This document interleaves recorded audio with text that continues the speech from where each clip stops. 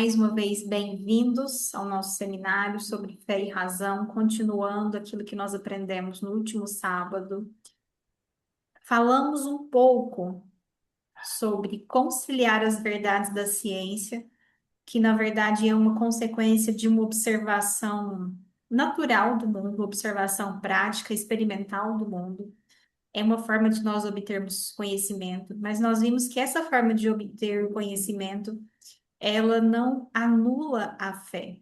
A gente viu uma frase do Albert Einstein que dizia, inclusive, que a ciência sem a fé, sem a religião, é manca. Porque tem muitas coisas que, por mais que a ciência adquira conhecimento, ela não é capaz de levar as pessoas a fazerem mudanças em suas vidas, a reconhecerem certos princípios. E nós estudamos também, falando disso, da fé cristã. Será que a fé cristã ela faz sentido?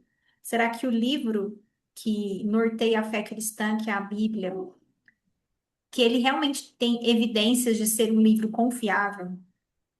Então, nós vimos que sim, né? Nós vimos que a Bíblia ela tem documentos recentes que foram encontrados há menos de 100 anos, que foram os manuscritos do Mar Morto, né? E a gente viu que eles provam que a Bíblia não foi modificada. Nós vimos como a Bíblia ela antecipa descobertas científicas, como ela tem uma harmonia muito grande, mesmo tendo sido escrita em um período de tempo tão grande. Então, isso é um breve resumo daquilo que nós vimos. Basicamente, nós entendemos o seguinte: é possível conciliar fé e ciência, e a fé cristã é uma fé confiável. A Bíblia é um livro confiável. E a partir disso, nós vamos agora seguir vendo o seguinte. Nós vamos tentar responder algumas perguntas a partir da Bíblia. Muitas pessoas têm diversos questionamentos que a ciência não explica. E a Bíblia, como esse livro tão confiável que nós vimos que ela é, quais as explicações que ela traz para algumas coisas? E talvez uma das perguntas mais comuns que as pessoas façam seja essa: se Deus é bom, por que ele permite o sofrimento? Você já se questionou isso? Aqui está a enchente que aconteceu recentemente em Porto Alegre, né, ali no Rio Grande do Sul. Muitas pessoas ficaram sem suas casas, vidas foram perdidas. Cada dia mais fenômenos naturais se tornam comum, em diversas partes do mundo. Eu estive nas Filipinas por 2 meses e lá terremoto e vendaval eles revezavam. Uma semana era terremoto, outra semana era vendaval. E eles estão mais ou menos até acostumados com essa frequência de fenômenos naturais. Então, aqui nós vemos então várias catástrofes naturais acontecendo no mundo. Vemos uma coisa que para mim é extremamente triste, a fome. Eu tenho até dificuldade de olhar para esse tipo de foto. Quando eu vejo alguma coisa assim no YouTube, eu procuro até passar aquilo, porque eu sei que eu não consigo ajudar todas as crianças famintas do mundo. Quisera eu poder ajudá-las, mas aí eu falo, não, parece que eu não quero ver, porque isso me faz mal. É uma coisa muito triste. Guerras, hoje mais e mais nós temos guerras. Eu vi uma estimativa no ano passado, acredito que esse número deve ter aumentado bastante, mas a estimativa do ano passado era que cerca de 30% da população do mundo vive atualmente em alguma área que é afetada de alguma forma pela guerra. É muita coisa, não é? 1/3 do mundo está em alguma área afetada pela guerra de alguma forma. E então fica essa pergunta, né? Onde está Deus quando todas essas coisas ruins acontecem? E muitos se usam dessa desculpa, vamos dizer assim, né, para dizer que não querem acreditar em Deus. Esses dias eu vi uma frase que eu achei bem interessante que dizia assim: alguns querem, como é que era?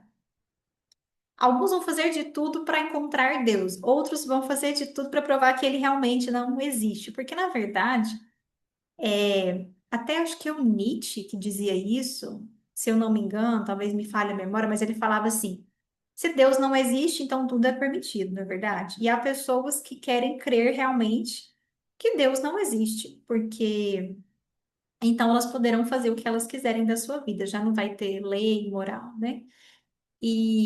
O ateísmo, na verdade, é até uma forma de religião. Não sei se vocês sabem disso, mas a crença de que algo não existe, você não pode provar que existe, mas você também não pode provar que não existe. Então, você dizer que Deus não existe não é um fato, é uma crença. Então, o ateísmo é uma forma de religiosidade também. E existem até livros falando sobre isso. Então, eu trouxe aqui esse poema escrito há muitos séculos atrás a respeito da escravidão, chamado Vozes da África, que acho que ilustra muito bem esse sentimento, né, que muitas pessoas tiveram. Então, assim, basicamente o que esse autor está dizendo é o seguinte: por que que Deus não impediu a escravidão? Por que que Deus permitiu milhares, né, de vidas serem, às vezes até retiradas ali, vendidas, maltratadas, como aconteceu na escravidão, e o nosso país, ele passou por isso, né? Então, esse poema vai dizer assim: Deus, ó Deus, onde estás que não respondes? Em que mundo, em que estrela tu te escondes, embuçado nos céus? Há 2000 anos te mandei meu grito, que embalde desde então corre o infinito. Onde estás, Senhor Deus? É profundo, né? Isso é essa pessoa sentir que mandou um grito de socorro para Deus, mas Deus nunca responde. Há anos, né? Falou com Deus, mas é como se em balde ou debalde significa em vão, né? Como se em vão você estivesse falando com Deus e ele não pudesse te ouvir.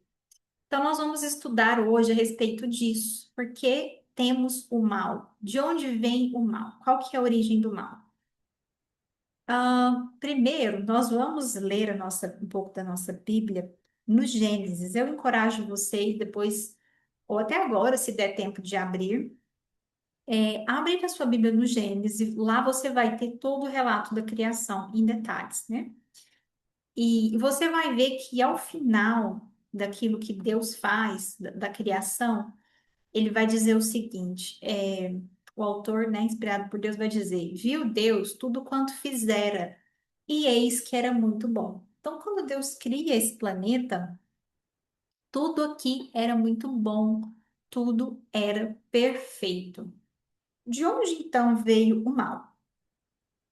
Jesus gostava de ensinar muito com parábolas. Parábola é, na verdade, uma história construída a partir de uma alegoria, com ilustrações. Então, Jesus falava para todos os tipos de pessoa, inclusive pessoas muito simples, homens do campo, agricultores. Então, Jesus usava dessas ilustrações da natureza para que eles pudessem compreender. E mais do que para eles compreenderem, para que quando eles voltassem para os seus trabalhos, eles pudessem sempre se lembrar. Quando eles vissem as plantinhas, a semente, eles pudessem manter sempre vivas as palavras de Deus na sua mente. Então, Jesus, ele vai contar uma parábola que ela vai explicar a origem do mal. Essa é a parábola do joio e do trigo. Acredito que a maioria já deve ter ouvido falar, porque é uma parábola muito famosa. Depois você pode ler essa parábola completa lá na sua Bíblia, no livro de Mateus, capítulo 13. Eu vou trazer alguns versos aqui dessa parábola para vocês entenderem. Então, a parábola do joio, segundo Jesus, que tipo de semente Deus semeia? Outra parábola lhes propôs, dizendo: o reino dos céus é semelhante a um homem que semeou boa semente no seu campo. Então, nessa história, tinha um homem que tinha um campo e ele semeou boa semente no seu campo. E aí, no final da parábola, Jesus vai explicar quem que é esse homem, dono do campo. Então, despedindo as multidões, foi Jesus para casa e, chegando-se a ele, os discípulos disseram: explica-nos a parábola do joio do campo. E ele respondeu: o que semeia a boa semente é o filho do homem. Filho do homem era um título através do qual se referiam a Jesus, por ele ter ser filho, ser Deus encarnado na humanidade, ele se tornou também filho da humanidade, ou filho do homem.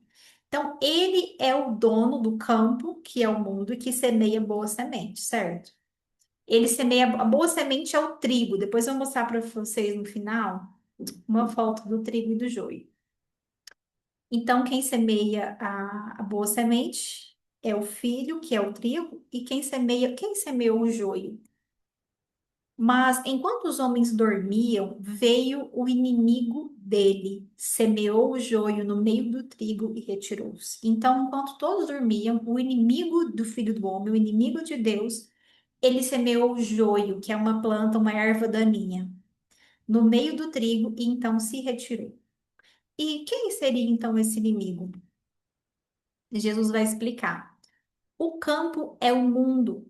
A boa semente são os filhos do reino, ou seja, as pessoas que fazem a vontade de Deus, pessoas boas que fazem o bem. Os joios são os filhos do maligno. O inimigo que o semeou é o diabo. A ceifa é a consumação do século e os ceifeiros são os anjos. A maioria das coisas ruins que acontecem na nossa Terra, né, nosso planeta, tirando talvez alguns desastres naturais, a maioria dessas coisas é porque existem pessoas más. Vocês concordam comigo? Então, os joios são o quê? São os filhos do maligno. Há pessoas que fazem a vontade do mal. E é por isso que nós temos guerras, por isso nós temos fome, porque as pessoas exploram umas às outras, não doam, né? São egoístas. Então, quem semeou na vida dessas pessoas, aqui fala que foi o inimigo de Deus ou o diabo. Mas de onde que veio esse diabo? Como assim? Como é que tudo isso começou, né? Jesus, lá no livro de Lucas, no Evangelho de Lucas, capítulo 10, 18, ele vai dizer o seguinte: Mas ele lhes disse: Eu via Satanás caindo do céu como um relâmpago. Então Jesus via Satanás caindo do céu. Satanás veio do céu. Nós vamos entender com mais detalhes como é que foi essa situação. Quem teve participação ativa na criação desse anjo? A gente já vê que Satanás é um anjo, né? Ele se torna Satanás, mas primeiro ele era Lúcifer, que é um ser de luz, cheio de luz, né? É o significado do nome dele. Quem teve participação ativa na criação desse anjo e de todos os outros anjos? Aqui eu trago uma passagem da carta de Paulo aos Colossenses, no capítulo 1, que diz o seguinte: é um texto falando sobre Jesus, sobre o Filho, né, sobre o Salvador. Diz assim que ele é a imagem do Deus invisível, o primogênito de toda a criação, pois nele foram criadas todas as coisas nos céus e na terra, as visíveis e as invisíveis, sejam tronos ou soberanias, poderes ou autoridades. Tudo foi criado por meio dele e para ele. Então, que diz que Jesus, ele criou todas as coisas. Tudo foi criado por meio dele e para ele. Todas as coisas nos céus e na terra, quer sejam visíveis ou invisíveis. Então, se existe um anjo no mundo, um poder, uma autoridade, ele foi criado por Deus. Pois, por meio dele, Deus criou tudo, no céu e na terra, tanto o que se vê como o que não se vê, inclusive todos os poderes espirituais, as forças, os governos e autoridades. Por meio dele e para ele, Deus criou todo o universo. Então, nós entendemos o quê? Que Deus criou Satanás. Foi ele que criou. Ele é o criador e ele criou todos, mas será que Deus criou o mal, então, se ele criou Satanás? Nós vamos ver alguns textos que mostram para a gente como era esse anjo quando ele foi criado no começo. Aqui o profeta Ezequiel, lá no Antigo Testamento, vai escrever, inspirado por Deus, o seguinte: Filho do homem, levanta uma lamentação contra o rei de Tiro e diz-lhe: Assim diz o Senhor Deus: Tu és o sinete da perfeição, cheio de sabedoria e formosura. Quero fazer uma observação aqui para que vocês possam entender. Aparentemente, a mensagem do profeta Ezequiel é para o rei de Tiro, certo? Mas quando a gente continuar lendo esse capítulo, vocês vão ver que é impossível que ele esteja falando somente do rei de Tiro, porque ele vai dar descrições de coisas que não podem ter acontecido com nenhum ser humano, inclusive com o rei de Tiro. Era um rei mau da época, mas aqui nós temos uma coisa que na Bíblia a gente chama de profecia de dupla aplicação.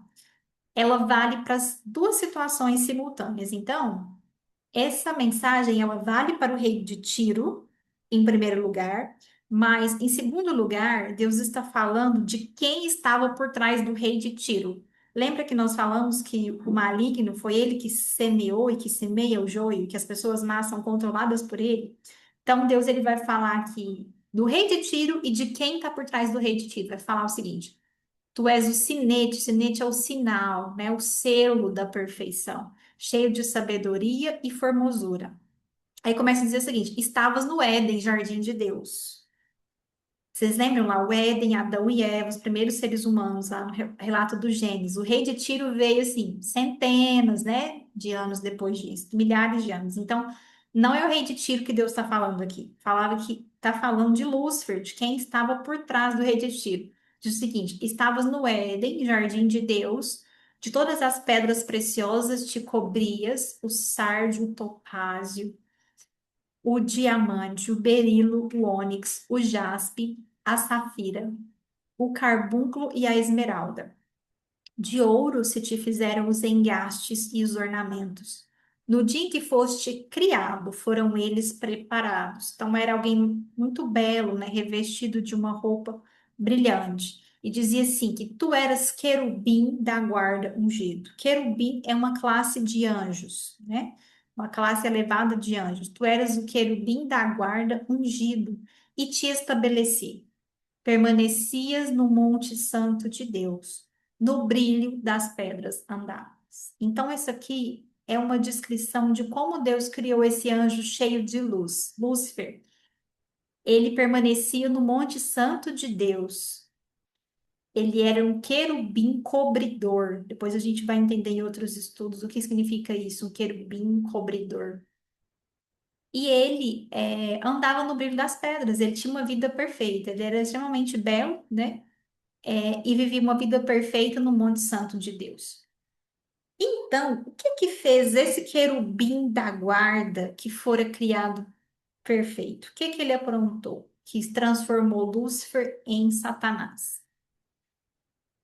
O profeta Ezequiel vai continuar dizendo que perfeito eras nos teus caminhos. Então, como que Deus criou ele? Perfeito, né? Desde o dia em que foste criado, até que se achou iniquidade em ti. Então, houve um dia em que apareceu algo estranho, algo chamado de iniquidade. Iniquidade na Bíblia é sinônimo de pecado, certo? E nós vamos entender qual que é a definição de pecado ou iniquidade na Bíblia. Então, o que aconteceu com esse querubim é que ele pecou.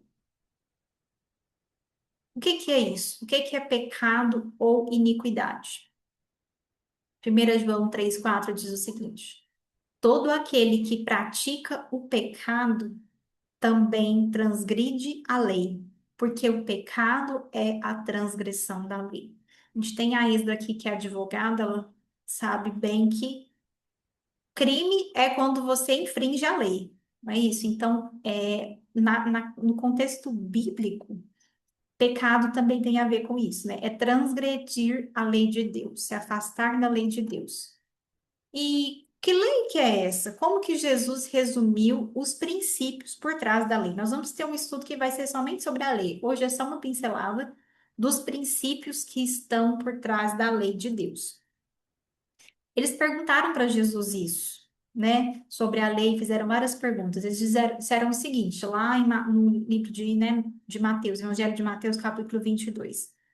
Mestre, qual é o grande mandamento na lei? Respondeu-lhe Jesus: amarás o Senhor teu Deus de todo o teu coração, de toda a tua alma e de todo o teu entendimento. Este é o grande primeiro mandamento. O segundo, semelhante a este, é: amarás o teu próximo como a ti mesmo. Destes dois mandamentos dependem toda a lei e os profetas. Então, existe uma grande gama, assim, de leis, de princípios, mas por trás disso tudo está somente duas grandes coisas: amar a Deus acima de todas as coisas, de todo o teu coração, de toda a tua alma, de todo o teu entendimento, Ele que te criou, Ele que te fez, Ele que te salvou, ele que cuida de você todos os dias, faz o seu coração bater, né? E, e algumas pessoas elas pensam assim, nossa, mas Deus é egoísta, então. Por que que ele pede para eu amá-lo acima de todas as coisas? Será que é porque ele tá querendo se envaidecer, se engrandecer? Eu acho que você, como talvez pai, mãe, ou que conhece, né? Até mesmo como filho, você que entende as relações humanas, por que que um pai quer que um filho o ame e o escute? É porque ele é egoísta? Ou é porque ele sabe que a melhor coisa para esse filho é escutar o que ele diz, porque ele o ama? Então, Deus ele não precisa de nós.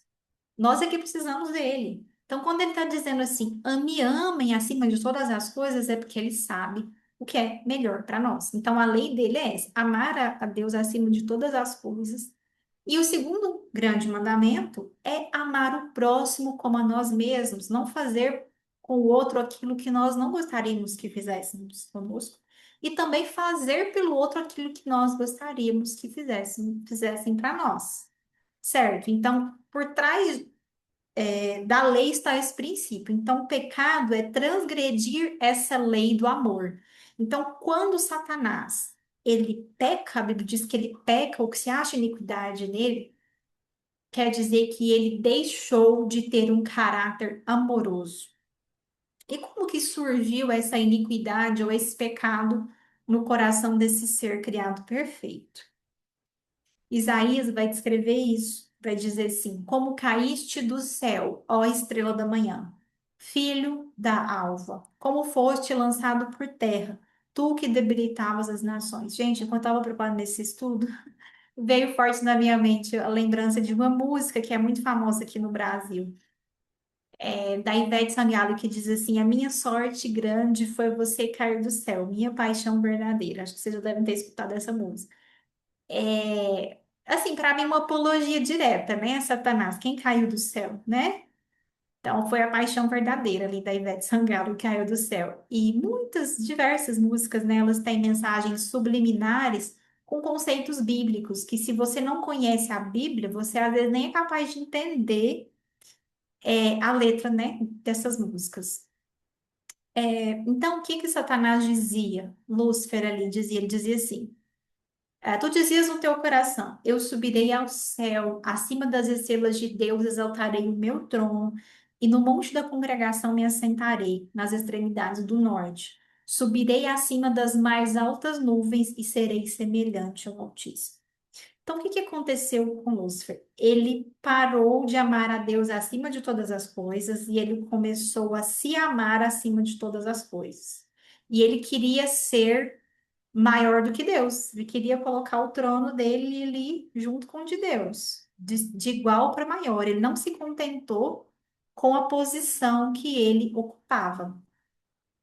Então, esse sentimento de orgulho, de vaidade, tomou conta do coração de Lúcifer a ponto de que ele não mais amou a Deus acima de todas as coisas.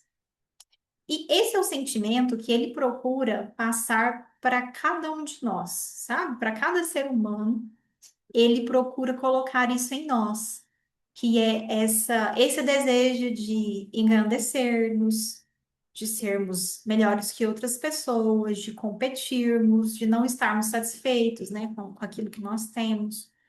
Ele procura, e aí foi a mentira, depois a gente vai ver no próximo estudo, quando o mal se transfere para a terra, foi a mentira que ele contou para Eva, porque ele disse para Eva que se ela comesse do fruto que Deus pediu para ela não comer, ela seria como Deus, ela seria conhecedora do bem e do mal. Ou seja, ele colocou o mesmo desejo que ele tinha no seu coração, no coração de Eva, né? Que ela fosse como Deus. Então ele faz isso com todos os seres humanos. Por isso que a gente tem governantes que querem ser rei, né? Não tá bom ser presidente só de um país. Eu quero mandar no mundo inteiro, eu quero fazer guerra com o mundo inteiro, eu quero pegar territórios, né? A gente vê que é um sentimento realmente satânico, e não importa se eu tenho que tirar a vida de pessoas, não importa se crianças vão morrer, porque eu quero que esse meu poder aumente. Então a gente vê que a maldade que existe no mundo é uma consequência, né, de fato, desse sentimento que surgiu, né, no coração desse anjo. Agora eu queria fazer uma pergunta para vocês, e eu quero abrir para vocês responderem aqui. Só lembrando que vai para o YouTube, hein? Mas não precisam ficar vergonhosos, não precisam ficar envergonhados de responder. Não existe resposta boba, né? Pode não estar completa, mas todo raciocínio é válido. Por que que Deus, ele não destruiu Satanás? Se Deus é todo poderoso, né? E ali Deus já sabia, né? Deus, ele é onisciente, ele sabia o que que ia acontecer com Satanás, o que que ia virar esse mundo, o que que ia acontecer se ele não destruísse Satanás. Por que que Deus simplesmente não destruiu Satanás e resolveu todo o nosso problema? Quero um voluntário, ou uma voluntária, ou mais de um, o que que vocês acham?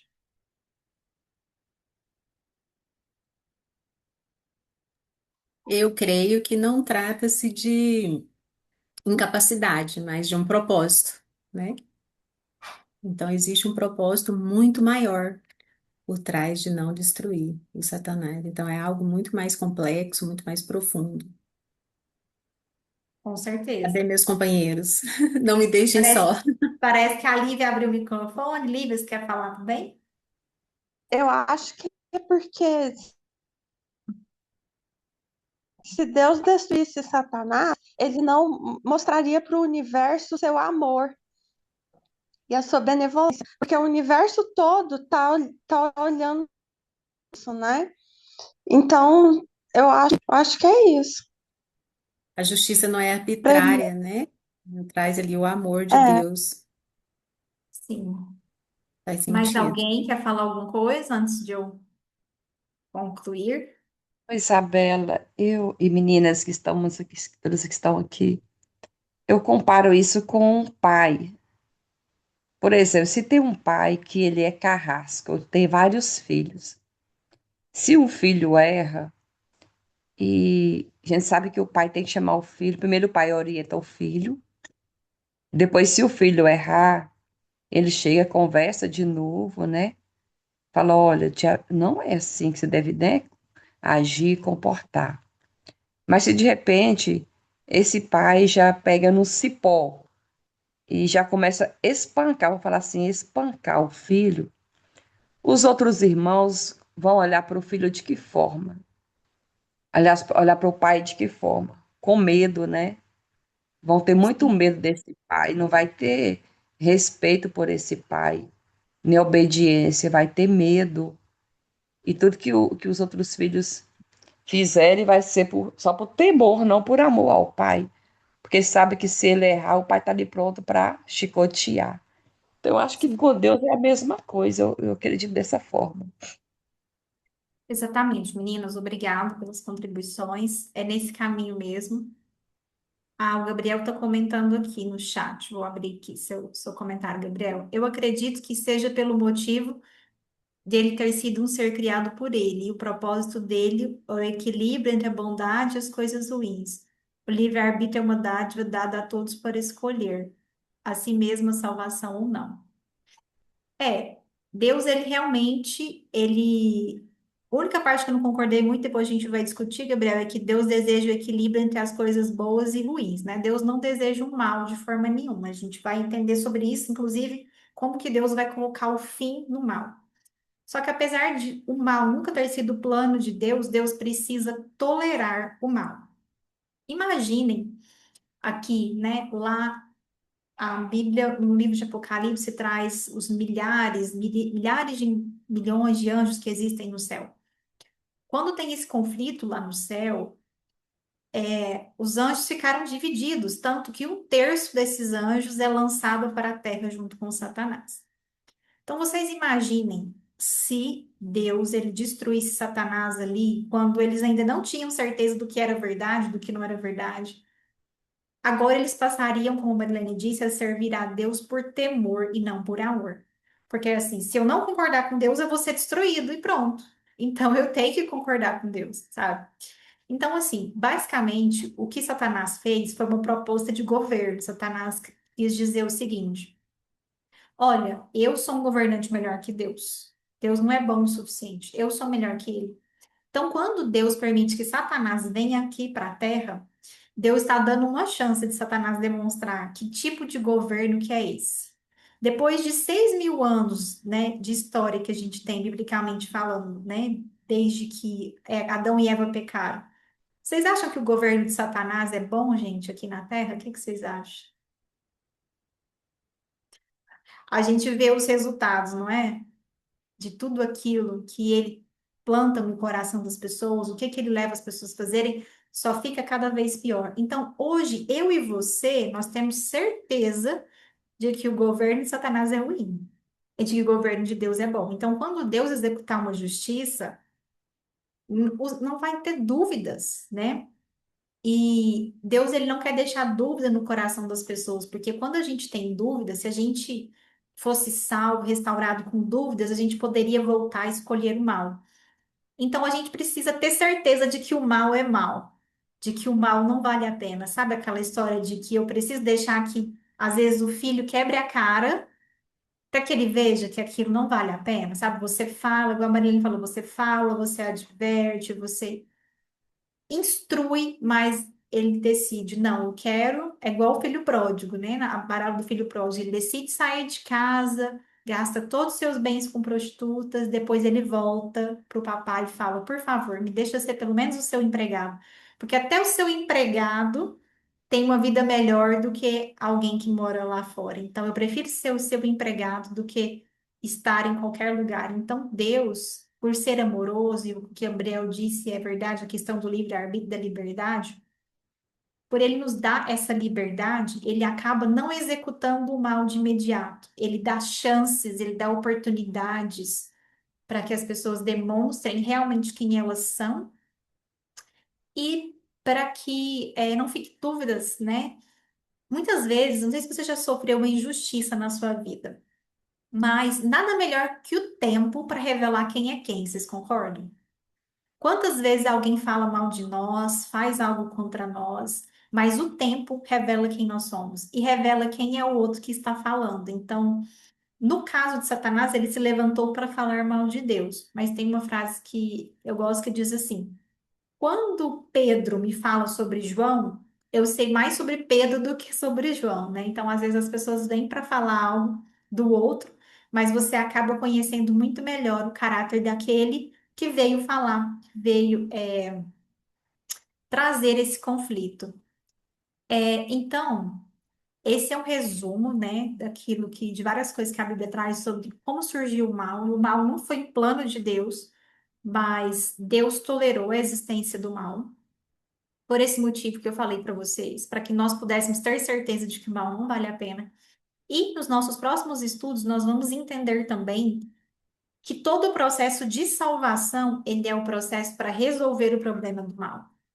Até o fim, a gente vai ver todo o caminho que Deus vai fazer para exterminar o problema do mal. E enquanto o mal estiver aqui, Jesus não prometeu que nós teríamos sempre dias fáceis, mas ele prometeu que estaria conosco todos os dias, que ele nos ajudaria, que ele nos ampararia.